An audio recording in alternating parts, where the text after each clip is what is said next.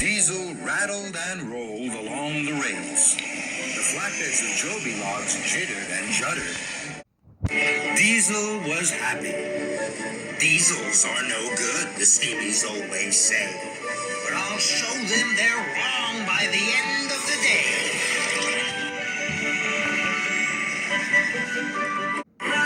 Thomas was busy shunting. I'll be the most useful. I'll be the best one. I'll huff and I'll puff till the job is well done. Then Thomas stopped. His firebox fizzed. Cinders and ashes. It's Diesel. And he's shunting the Joby logs. Stop, Diesel, stop! Diesel saw Thomas. Diesel heard Thomas. But Diesel didn't want to stop. He wanted to push the Joby logs to the rescue center as fast as he could clatter. Thomas was worried. Diesel is racing too fast. Something bad could happen to the Joby logs. I must chase after Diesel and stop him.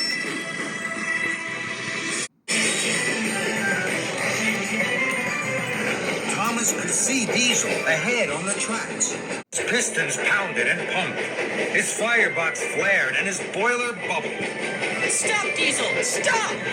But Diesel didn't stop. He rattled and rocked.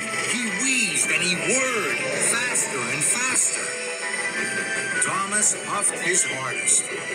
Diesel raced and roared just in front of him. I can puff ahead of Diesel after this junction. Diesel heard Thomas. No, you won't, Thomas. And Diesel rattled and roared ahead just before the signal turned to red.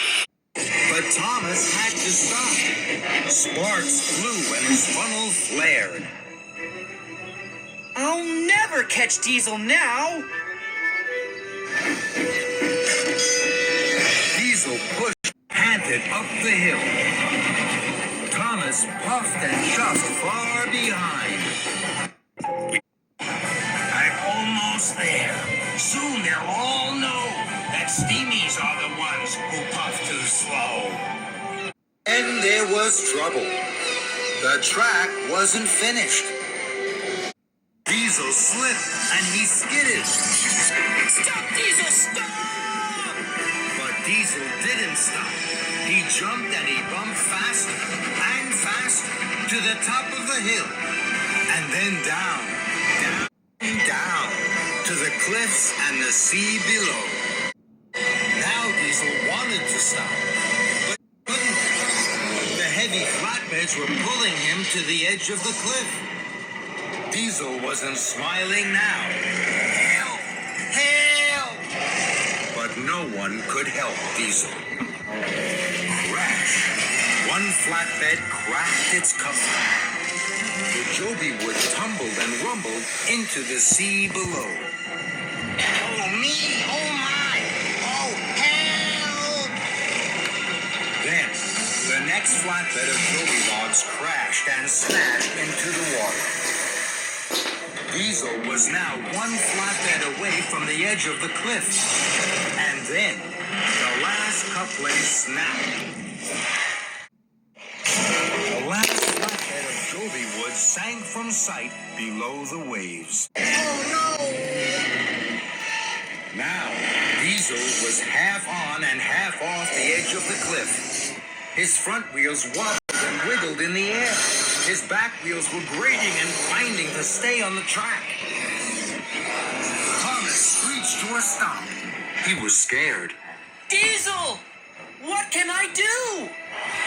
Diesel didn't know. But Thomas did. He made a decision. Don't worry, Diesel, and stay as still as you can. Diesel did what Thomas said. Thomas tugged and he chugged.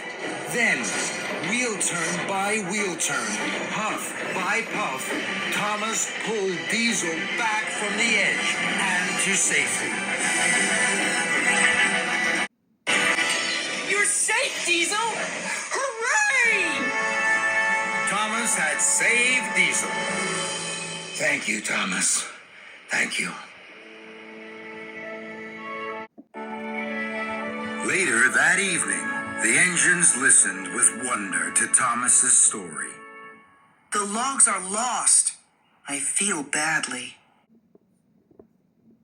But Thomas, you're the hero of the rescue center. Thomas smiled. Thank you, Percy. I want to do everything I can to help the rescue center be the best ever. I did what I thought was right. And you were right, Thomas. You made the right decision to pull Diesel back. You didn't wait to be asked or to be told. You did the best thing, the right thing.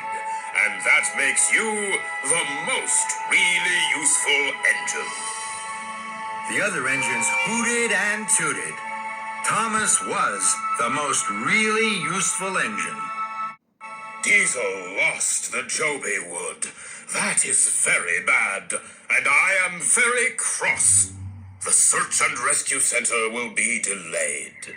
New Joby Wood must be found, and that will take time.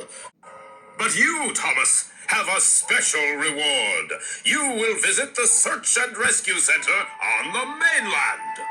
Thank you, sir. Thomas's pistons pumped with pride. The next day, all Thomas's friends came to the docks to say goodbye. Spencer was also going to the mainland on the ship. He had to work for the Duke and Duchess. Salty rolled over. Please, Salty, tell us some of your old stories of the sea while I wait to be loaded. I can tell you tales of Misty Island. Yes, please, Salty. Tell us the tales. Misty Island is a small island. It's not far away, but it is always covered in mist. No one can remember seeing Misty Island. I think I do. But it was a long, long time ago. Perhaps the mist lifted. Perhaps, Edward. Misty Island is a mystery.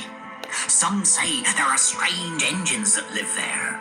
They say that they huff and puff in very strange ways. But no one has ever seen them. Not that I've heard of. The engine's eyes were wide with wonder. Oh, yes. There's a lot of mysteries on Misty Island, that's for sure. There's the smoke signals. Smoke signals? An engine was lost on Misty Island. He huffed and he chuffed. He hoped for help. He puffed 3 times, but no one could see. So he puffed again.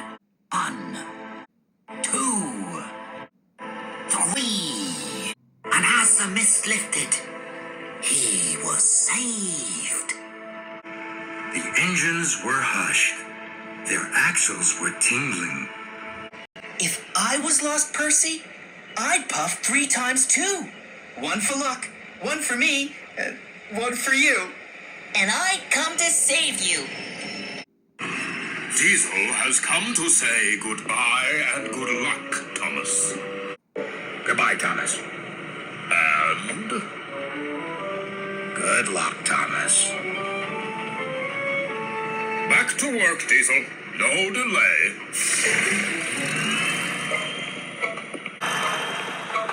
There's no room for you, Thomas. You must wait for the next boat. But Thomas didn't want to wait. I want to be at the mainland rescue center as quickly as possible. Then, Thomas saw a large wooden raft. It was chained to the back of the steamboat. Look, that's perfect. I can ride to the mainland on that. The dock manager was worried. The chains are rusty. Don't worry. I make good decisions. I will travel on the raft. So, Cranky lifted Thomas onto the raft. Goodbye, my friends. Goodbye, Thomas. The engines whistled and wheeshed. Percy watched.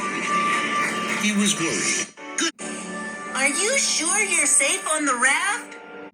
Safe as engines, Percy. Sir Topham Hatt says I make good decisions. I'll be back soon. Remember, 3 puffs of steam and you'll find me. Percy smiled bravely. Goodbye, Thomas. Goodbye, Percy. Then, the steamboat hooted long and low and sailed to sea, pulling Thomas behind it.